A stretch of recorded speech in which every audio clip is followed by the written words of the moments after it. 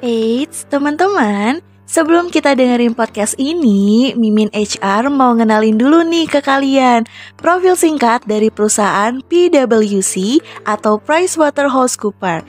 Check it out! Kalian tahu nggak sih, kalau PricewaterhouseCoopers atau yang biasa kita kenal sebagai PwC merupakan jaringan jasa profesional terbesar dan masuk sebagai salah satu jaringan perusahaan global yang memberikan layanan asuransi, pajak, dan konsulting untuk bisnis. Adapun nilai inti dari PwC, di mana mereka membangun kepercayaan di masyarakat dan memecahkan masalah-masalah penting, serta menciptakan kepercayaan di pasar modal dengan mengaudit rekening keuangan, dan memberikan saran untuk membantu organisasi publik, swasta, dan sukarela agar berhasil. Nah, Sobat HR, itu dia profil singkat yang bisa Mimin sampaikan sama kalian. So, jangan lupa dengerin podcast ini sampai habis ya.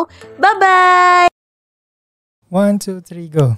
Halo Sobat HR. Selamat datang dalam acara Podcast Human Research International. Bersama kami kelompok 1, nama saya Muhammad Akbar Roshan Fikri dan ditemani oleh rekan saya yaitu saya Nabila Jauharina. Pada podcast kali ini kita akan membahas mengenai tahapan evolusi dan pengelolaan perusahaan internasional, dan tentunya sudah ditemani oleh narasumber kita yang sangat wow banget nih, Nap. Setuju nggak, Nap? Setuju banget. Boleh. Smart person yang sesuai dengan tema kita kali ini itu ada Kak Alifa Vita Trijoko yang bekerja di PwC atau PricewaterhouseCoopers. Halo Kak Alifa. Halo, thank you for having me. Ya. Gimana nih Kak kabar di Sabtu hari ini, Kak? Kabar gue baik. Kemarin kebetulan emang kantor gue habis ada cuti bersama, jadi kerjaan kita lagi berkurang banget. Terus gue kayak hari ini lebih free lah gitu kan. Katanya hari kedua libur. Oke, bisa dibilang long weekend gitu, Kak? Iya, bener banget. Aduh, enak banget sih. Oke. Kak Alifa ini kita mau tahu dulu nih kesibukannya sehari-hari selain outside of ke work itu apa aja sih? Boleh di-sharing ke kita? Jadi akhir-akhir ini gue itu lagi bangun bisnis sama cowok gue. Kita bikin warkop gitu, bikin warmindo di daerah UI, di daerah Kukusan Teknik gitu kan. Terus juga paling ngurusin kayak kos-kosan gitu-gitu sih. Sama kebetulan gue juga kalau misalkan di kantor itu lagi ngebangun komunitas Lean In Circle gitu, Women of PwC. Jadi paling gue lagi kesibukannya bikin komunitas itu juga sih gitu. Oke. Komunitas apa itu tadi, Kak? Menarik banget. Kita bikin namanya Women of PwC community gitu. Jadi basically to answer permasalahan terkait dengan isu-isu women empowerment ya gitu kan, dan juga inclusion and diversity di PwC gitu kan. Kita sama teman-teman dari Southeast Asian country itu lagi bikin komunitas perempuan itu sih. Wah, keren banget. Mantap banget, Nap. Mantap banget, Nap. Iya. Nah, kalau gitu kita mau tahu background dari Kak Alifa nih. Kak Alifa ini lulusan dari mana sih? Terus pas kuliah itu jurusannya apa? Dan kenapa bisa milih PwC ini sebagai tempat kerja Kak Alifa gitu? Jadi gue itu dulu kuliah di ITS, gue kuliah teknik industri. Kebetulan ngambil minornya juga di manajemen gitu kan. Terus dulu itu gue sebenarnya masuk HR tuh, gue kan HR consultant nih ya sekarang. gue tuh sebenarnya kecemplung. Oh, Jadi awal-awalnya ngambilnya tuh kayak manajemen, gue pikir kayak manajemen strategi kali ya atau manajemen keuangan gitu kan, orang-orang finance yang keren gitu kan. Tapi terus gue ngambil kuliahnya tuh kok jadi manajemen organisasi sumber daya manusia, terus manajemen pengetahuan gitu-gitu kan. Terus pas akhirnya gue apply magang, gue ngambilnya juga kebetulan kedapetnya di people development gitu kan, di organization development. Nah dari situ gue ngelihat bahwa kayak ternyata penting juga ya kayak SDM itu gitu kan. Kalau nggak ada orang SDM tuh kayak ada yang missing gitu kan. Terus akhirnya dari situlah gue pas daftar kerja gitu kan, gue pas banget ngambilnya tuh talent poolnya PwC, dan di situ gue ditarik untuk jadi HR consultantnya timnya PwC gitu. Oke. Tadi gue dengar menarik banget nih Nap, mengenai bagaimana cara Kak Alifa mendaftar pekerjaan. Kira-kira via apa sih kakak dulu mendaftar pekerjaannya gitu Kak? Jadi gue itu seperti orang pada umum ya, gue sebenarnya cari-cari loker tuh lewat salah satunya LinkedIn gitu kan ya. Tapi gue itu nggak pakai jalur yang kayak daftar di LinkedIn atau daftar di kayak websitenya gitu. Tapi waktu itu gue kebetulan ngelihat ada acara kayak talent pool gitulah gitu kan, kayak introduction to what PwC consulting is gitu. Dari situ ternyata mereka tuh open recruitment untuk talent pool. Jadi kalau talent pool kan sistemnya adalah lo daftar, terus nanti CV lo dipakai gitu kan, dan dicariin kayak mana kira-kira yang cocok gitu kan. Nah dari situ gue setelah ikut event itu gitu kan, di akhir suruh ikut talent poolnya, ya udah gue sengaja daftar aja gitu kan. Dari situ gue masukin CV gitu kan, dan emang gue nge-highlight lebih ke bagian HR gitu, karena memang gue tahu kalau misalnya di situ tuh ada kayak HR consultingnya gitulah. Dan ternyata setelah beberapa bulan gitu kan, gue nggak denger dari mereka tuh sekitar 2 bulan lah gitu kan. Dan tiba-tiba gue di call untuk kayak user interview gitu, dan dari situ baru kayak akhirnya dapet lah gitu dari PwC. Oke. Cukup panjang ya Nap? Iya, panjang, dan mungkin ini bisa jadi inspirasi juga nih, iseng-iseng berhadiah gitu ya. Iya benar banget sih. Oke, kita mau tahu nih Kak Alifa ini di posisi Workforce Transformation Associate Consultant di PwC ini udah berapa lama sih Kak? Terus kira-kira ada nggak sih pengalaman-pengalaman yang dari awal kerja sampai sekarang yang mungkin bisa di-sharing ke kita, mungkin susahnya, senangnya gitu. Jadi gue itu udah kerja di sini 1,5 tahun kira-kira ya. Jadi gue masuk di awal tahun 2022. Terus gue emang masuk sebagai associate consultant gitu kan. Kan ada jalur juga di PwC tuh lewat internship dulu kan, vocational hire gitu. Terus dari situ gue itu sekarang udah pegang beberapa project gitu. Kalau pengalaman ya selama di sini tuh gue suka dukanya ya. Paling yang bisa diceritain adalah gue tuh sebenarnya di sini banyak hal-hal yang gue nggak tahu gitu. Karena waktu gue kuliah dulu, gue tuh fokusnya di manajemen pengetahuan sebenarnya, di training analisis gitu kan. Terus tiba-tiba pas masuk ke kerjaan sekarang itu gue ngerjainnya banyak di kayak PMO gitu kan. Terus ada juga kayak beberapa produk-produk ya kantor gue yang spesifik gitulah. Nah dari situ gue belajar banyak sih emang gitu. Karena ya banyak lah pengetahuan ternyata kayak HR tuh nggak cuman soal pengelolaan SDM aja gitu kan. Ada budaya kerja, ada manajemen pengetahuan, ada remunerasi dan lain-lain gitu, yang gue baru benar-benar kenal banget itu dan mendalamnya tuh pas mulai kerja gitu. Oke. Cukup learning by doing Kak dibilang Kak? Bisa dibilang gitu sih, bener banget.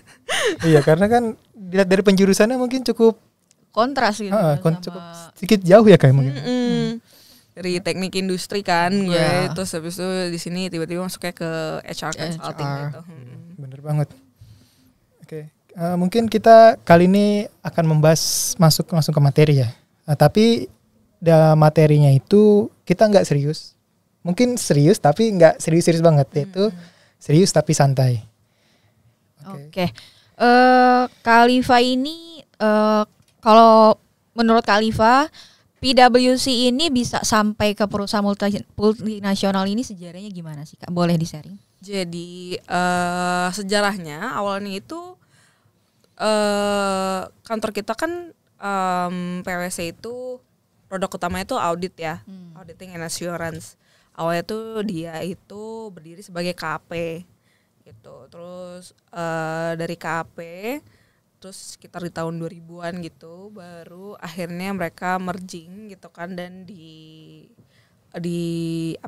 diubah namanya jadi PwC. Dari situ PwC terus habis itu ngambil merging juga dengan beberapa company kayak Meli Darsa gitu kan, in legal, terus habis itu juga dengan task consulting gitu kan di bagian HR gitu kan dan lain-lain. Nah dari situ terus PwC juga punya strategi N, jadi dia lebih ke management consultingnya juga dan di situ juga dibuat gitu PwC. Jadi awalnya yang dari KP di kantor audit Indonesia gitu kan, terus berubah jadi PwC, terus habis itu jadi ada PwC consultingnya gitu. Iya. Oke. Tadi kan sudah dijelasin nih gimana tahapan-tahapannya ya, dan sejarah-sejarahnya juga. Kira-kira apa sih yang kakak ketahui atau alasan kenapa PwC itu membuka cabangnya di Indonesia gitu kan?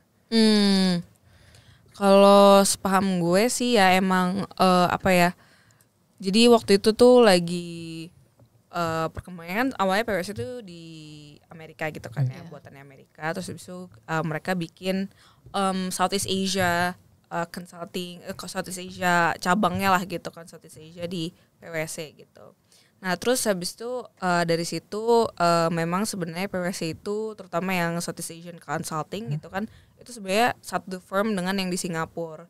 Jadi kita tuh bukan PwC Consulting Indonesia aja, tapi kita juga sebagai bagian dari PwC Southeast Asian Consulting gitu. Nah itu kan tadi udah dikasih tahu ya kalau misalnya alasannya itu gitu. Nah kalau boleh tahu manfaat dari dibukanya PwC di Indonesia ini untuk PwC-nya sendiri itu apa sih? Dan begitupun sebaliknya, PwC berdiri di Indonesia itu manfaatnya bagi Indonesia itu apa? Gitu.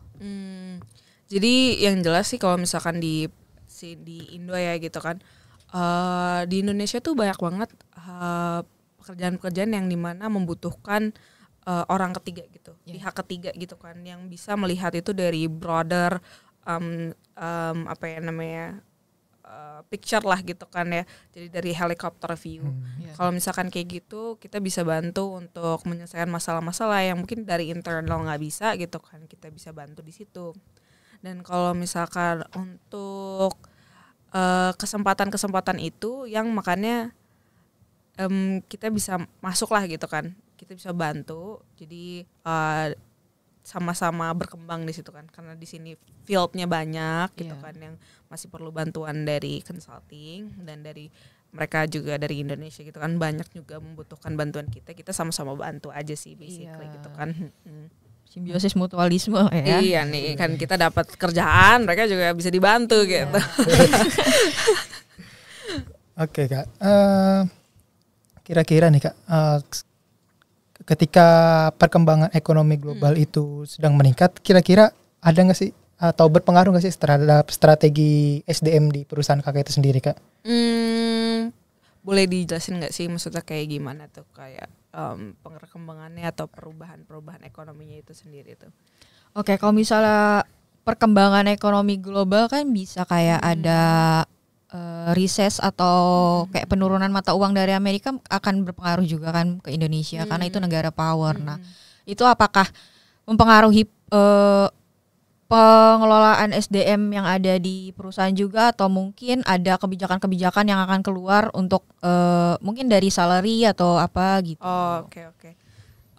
Pastinya sih kalau misalkan ada kebijakan-kebijakan seperti itu atau perubahan-perubahan ekonomi gitu kan, nggak cuma PwC tapi memang benar-benar semua company pasti punya policy-nya sendiri atau kebijakan sendiri yang berpengaruh lah ke dalam pengembangan SDM-nya gitu kan.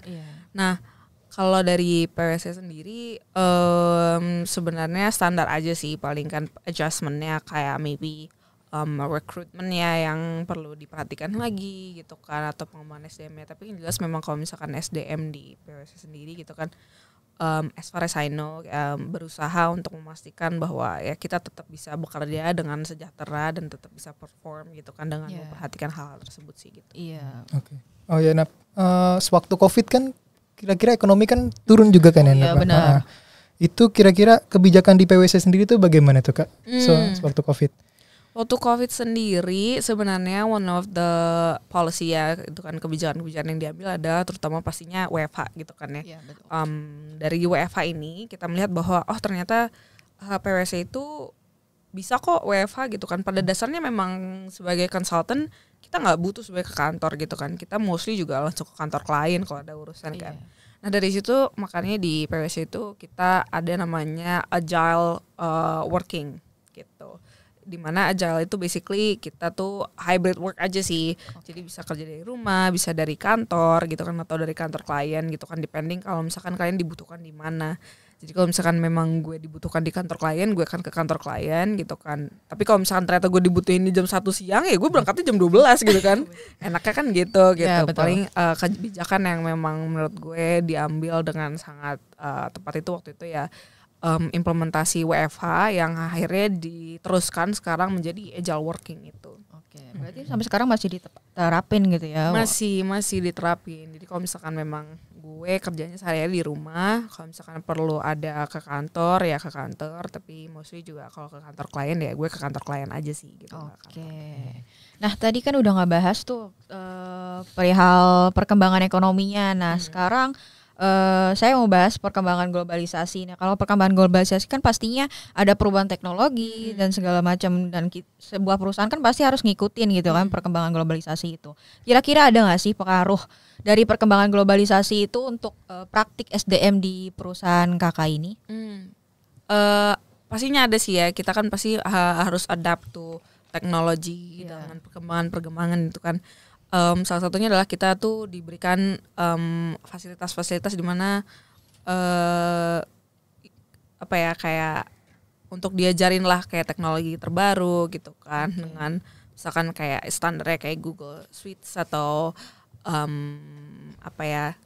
terus habis itu mempelajari tentang AI gitu kan. Kita juga akan ada kelas-kelas yang di mana kita diajarin nih kayak perkembangan AI itu seperti apa. Terus habis itu juga ada kayak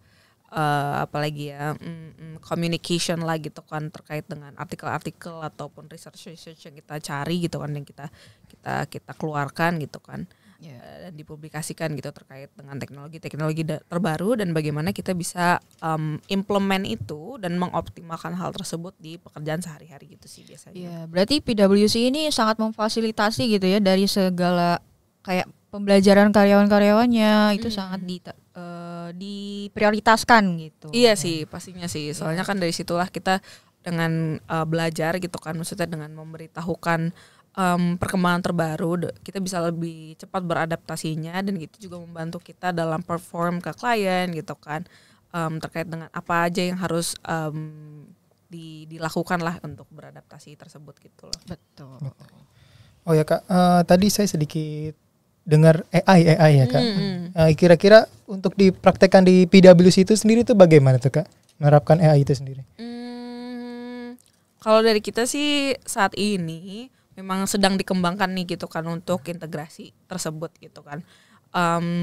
Cuman kalau misalkan dari kita sendiri sih so far saat ini masih lebih ke kayak penyuluhan gitu kan, terkait dengan kayak the power of AI gitu loh. Apa yang bisa kita optimalkan, apa yang kita harus careful gitu kan. Karena kan AI itu meskipun powerful ya, justru karena powerfulnya tersebut gitu loh, ada hal-hal yang perlu kita perhatikan juga gitu kan. Nggak cuman kayak kita kita pakai gitu kan, kita profitable dari situ gitu, tapi kita juga harus careful dengan apa-apa saja yang bisa kita share dengan AI, apa aja yang bisa kita pakai lah gitu dan kita dapatkan dari AI tersebut. Betul. Oke. cukup menarik kali ya pembahasan Iya kali nih. ini. Sampai ke EA ya. Kita bahasannya. Oke, kita back to topic nih, Nap. Tadi kakak bilang bahwa PwC merupakan salah satu perusahaan dari Amerika ya, yang ada di Southeast atau Asia Tenggara. Pasti kan memiliki beragam karyawan dari berbagai negara. Kira-kira menurut kakak sendiri, apa faktor budaya menjadi salah satu faktor yang berpengaruh terhadap praktik pengembangan sumber daya manusia di sana, Kak? Kalau misalkan itu bener banget sih. Jadi kebetulan memang di PwC itu kita ada kadang-kadang orang dari Amerika yang memang atau kayak dari negara-negara lain gitu kan ya, yang memang ditaruh di sini gitu kan because of their expertise. Atau mungkin kita punya kesempatan juga untuk bekerja di negara-negara lain yang memang membutuhkan expertise yang hanya ada di Indonesia gitu kan. Betul. Nah dari situ kita belajar untuk kayak benar-benar beradaptasi gitu kan dengan cara kerjanya orang lain juga gitu dari berbagai negara, karena kan pasti dari tiap negara tuh beda-beda ya. Ada yang lebih linian, ada yang lebih kayak ini harus memperhatikan banget nih yang bagian yang ini gitu kan. Ada yang lebih senang kalau koordinasi langsung, jadi yang tiap hari G-Meet gitu kan. Ada yang lebih satset gitu kan. Di situ sih yang emang benar-benar kita harus beradaptasi gitu kan. Belajar lagi kira-kira gimana caranya biar meskipun culture-nya itu berbeda, kita bisa sama-sama kerja gitu loh untuk mencapai tujuan kita itu ya bekerja untuk klien kita gitu kan. Oke. Mungkin gini Nap, karena kita sebagai orang Indonesia, sebagai orang baru mungkin kalau jadi pegawai di sana, kira-kira ada nggak sih culture shock yang kakak hadapi waktu pertama kali di sana gitu? Culture shock yang pertama kali gue rasain di sana, dan ini positif banget sih jujur. Kalian tau lah kalau misalkan di Indo itu kalau misalkan orang rapat, misalkan kayak bilangnya kayak ini rapatnya paling sejam doang. Habis itu jadi iya gitu kan. Jadi kita tuh punya istilahnya apa dulu, fungsi hasil dan fungsi waktu. Gitu kan. Kalau misalkan fungsinya fungsi waktu, berarti ngerjainnya kalau misalkan setengah jam. Tapi mostly kalau rapat-rapat katanya kalau misalnya di UNJ gimana, tapi kalau di kampus gue dulu kalau misalkan udah fungsinya fungsi hasil tuh, kalau misalkan kita rapat BM himpunan atau apa bener yang dari jam 7 malam sampai jam 5 subuh juga dijabanin gitu kan. Betul. Nah, itu kan fungsi hasil ya kan. Nah, penting hasil dapat Kak. Kan itu tapi nggak efektif kan. Maksudnya kayak orang juga punya kerjaan lain, punya kebutuhan lain gitu kan. Nah, di kantor gue itu kalau misalkan emang rapatnya setengah jam. Memang kayak kalau misalkan udah tinggal 5 menit atau 2 menit gitu kan, itu semuanya kayak oke, kita cuma punya 2 menit, gue akan jelasin ini kita bakal skip. Jadi benar-benar yang penting-penting aja gitu kan. Nanti kalau misalkan memang masih ada kelanjutannya, kita bakal jadwalin untuk next session aja gitu kan.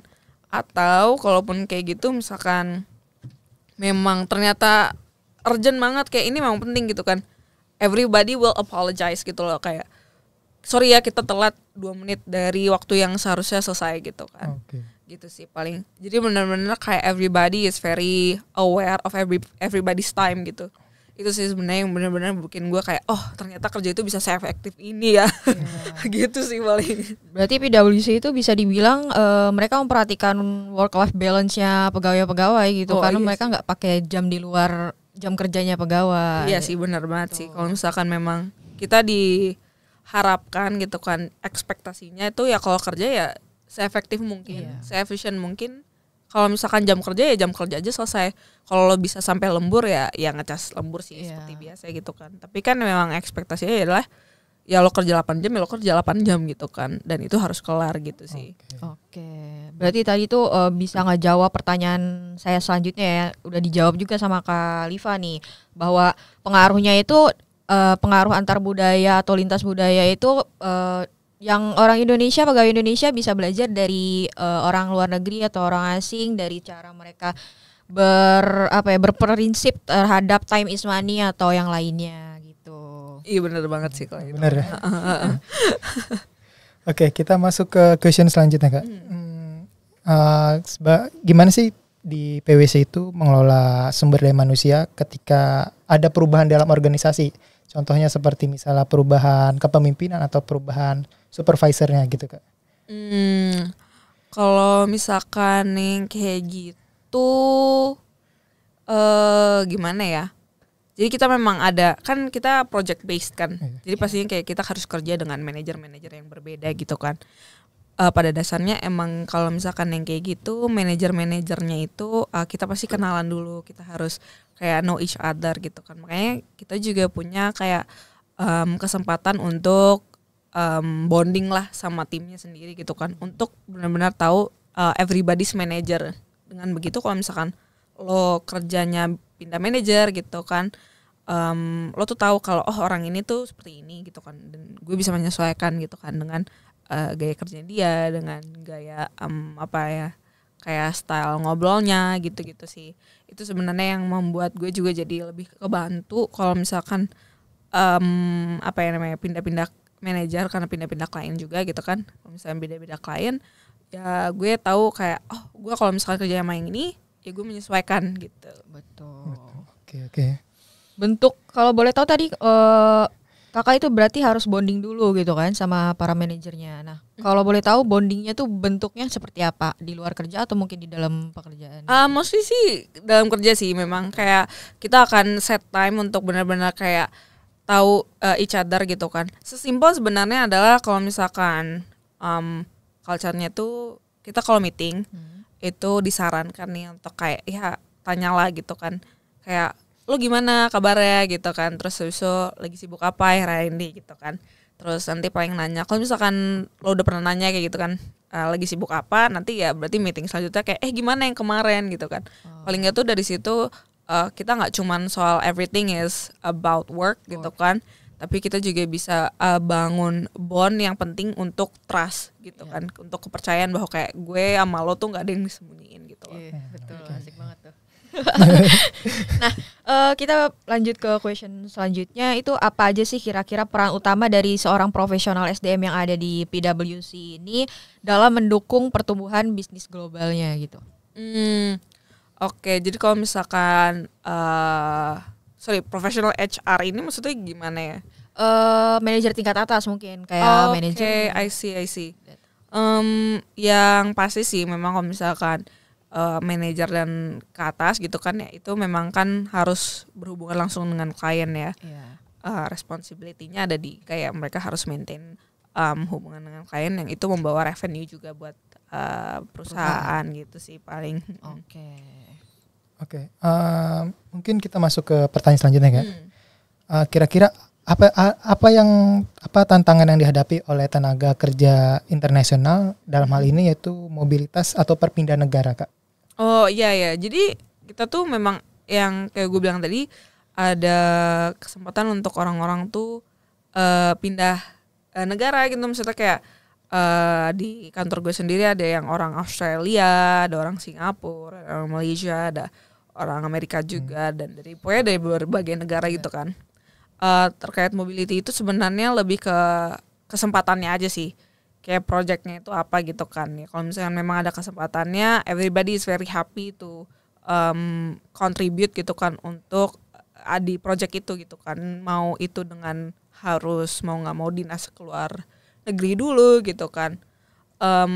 Tantangannya sendiri sebenarnya kalau dari kita ya itu sih paling ya adjusting tuh kayak the new country sih, kalau misalkan ada mobility gitu kan. Karena kalau misalkan there is one thing, kalau misalkan kita kerjanya itu di negara masing-masing, tapi kita kerjasama gitu kan dengan kalau misalkan kita mobility gitu kan, kita pindah gitu kan. Kalau misalkan kayak gitu kan kita juga harus adjust to negaranya gitu kan.